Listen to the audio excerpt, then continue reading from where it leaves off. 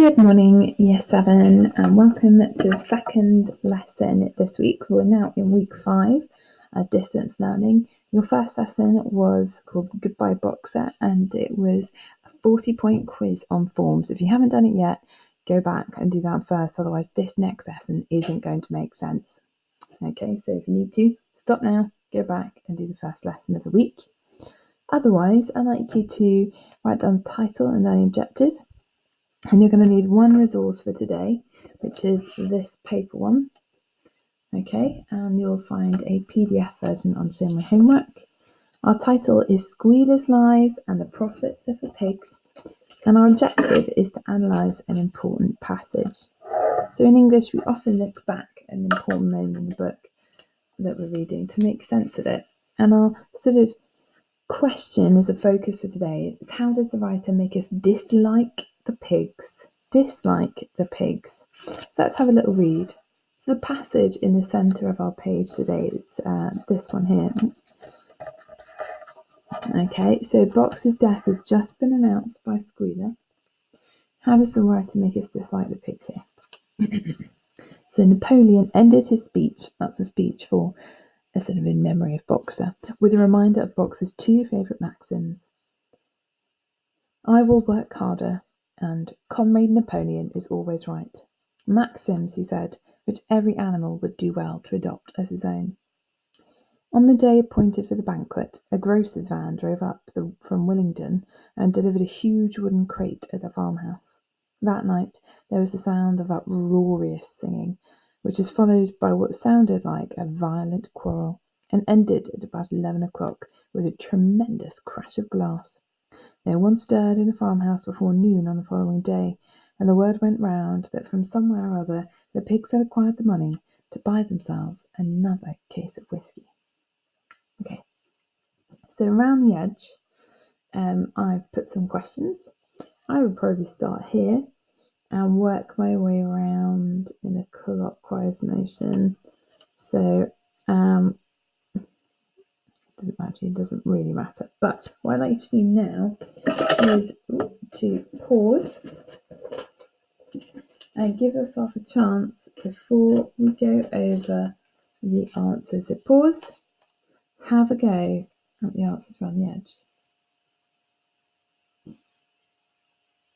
Okay, are you ready for some answers, Year 7? Let's have a look. So the first two is Boxer's maxims. Have you got your purple pens to the ready? You might like to mark the answers that you have completed. So Boxer's maxims, I'll work harder, and Comrade Napoleon is always right. Well, I said no. Oh dear, poor Boxer's maxims haven't served him very well. So I said no one is ever right all the time, unlike Comrade Napoleon, and it might be dangerous to place unquestioning faith in a pig or a man. Boxer's hard work shortened his life, and Napoleon did not even leave the house when he fell ill. So you might question how much Napoleon really cared about Boxer. So I'm saying no. And if you could give a different but equally valid reason why you shouldn't follow those maxims, fantastic. You might argue that his maxims actually, they do him credit, which is true, but they don't help him in the end because he dies. Very sad. Okay, might have a go at this one next. What suggests that the pigs are behaving in a greedy, selfish way? Well, I noticed they're having a banquet. I don't think the other animals are. And I'm also noticing that they've got a case of whisky, and I actually think the money for that has probably come from selling Boxer's body to the knackers. A banquet. Okay, I've tried to explain that keyword. A banquet is a big feast full of special sumptuous food. So if you put that, give yourself a tick. As the other animals are not invited into the house, they enjoy it selfishly. So I think the pigs are being selfish, all about food and not sharing it. What about here? Are all the animals on the farm still equal? As animalism stated they should be. That's one of the things that old Major, do you remember him, the very beginning pig, are they still equal? Well, I'm afraid I'd have to say no.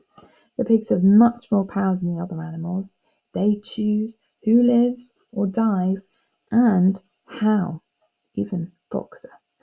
They choose who gets what they keep, who gets what. So, for example, they keep the whiskey for themselves. Also, it's clear the pig's not doing the hard work of the other animals, having banquets instead. So, if you talked about power or power to choose who lives or dies, whiskey, or who gets what, or work, or banquets, I think you should give yourself some ticks. Those are all really good points to consider in the equality of the animals.